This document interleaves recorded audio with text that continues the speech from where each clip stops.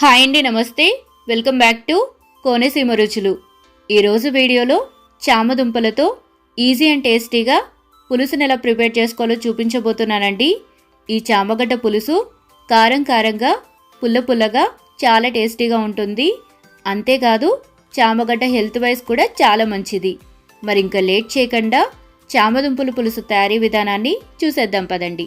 చామదుంపల పులుసుని తయారు చేసుకోవడం కోసం ముందుగా స్టవ్ వెలిగించి కడాయిని పెట్టుకొని 3 టేబుల్ స్పూన్ల ఆయిల్ వేసి హీట్ చేసుకోండి. అందులోని 1/2 టేబుల్ స్పూన్ వరకు మెంతులను వేసుకొని మెంతులు ఎర్రగా వేగేంత వరకు కలుపుతూ వేయించండి.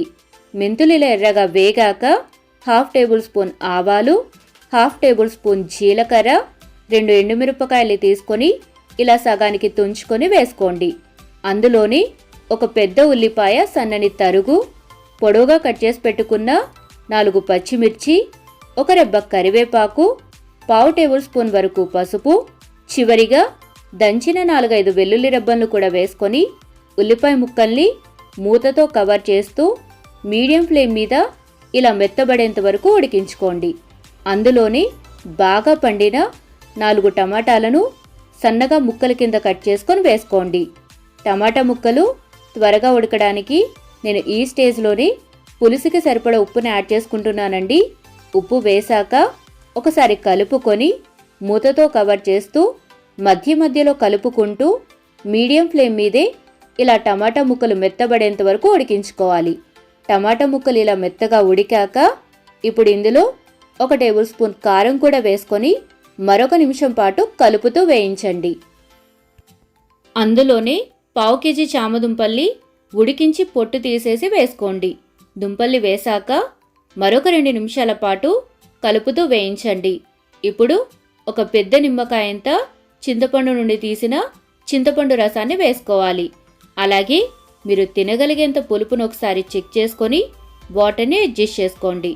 నేను ఇక్కడ చింతపండు పులుసు వేశాక 200 ml వరకు వాటర్ని వేసుకుంటున్నానండి. ఇప్పుడు మూత పెట్టేసి 7-8 నిమిషాల పాటైన పులుసుని మీడియం ఫ్లేమ్ మీద ఉడికించుకోండి. పులుసు ఇలా బాగా మరుగుతున్నప్పుడు 1 టేబుల్ స్పూన్ వరకు వేయించి పొడి చేసుకున్న ధనియాల పొడి, 1/2 టేబుల్ స్పూన్ బెల్లం కూడా వేసి మరొకసారి కలుపుకొని మూత పెట్టేసి లో ఫ్లేమ్ మీద మాత్రమే అంచుల వెంట ఇలా ఆయిల్ పైకి సెపరేట్ అయ్యేంత వరకు ఉడికించుకోండి. మనం పులుసులో వేసిన ధనియాల పొడి, బెల్లం వలన పులుసుకి మంచి టేస్ట్ వస్తుందండి. ఈ రెండు మాత్రం అస్సలు స్కిప్ చేయకండి. చివరిగా సన్నగా తరిగిన కొత్తిమీరని చల్లుకొని స్టవ్ ఆఫ్ చేసేయండి. ఈ చామదుంపల పులుసు వేడివేడి అన్నంలోకి కారం కారంగా పుల్ల పుల్లగా చాలా టేస్టీగా ఉంటుందండి. మీరు కూడా ఈ చామదుంపల పులుసుని ట్రై చేసి మీ విలువైన ఫీడ్బ్యాక్ని నాతో షేర్ చేసుకోండి. అలాగే వీడియో నచ్చితే తప్పకుండా లైక్ చేసి మీ ఫ్యామిలీ అండ్ ఫ్రెండ్స్కి షేర్ చేయండి.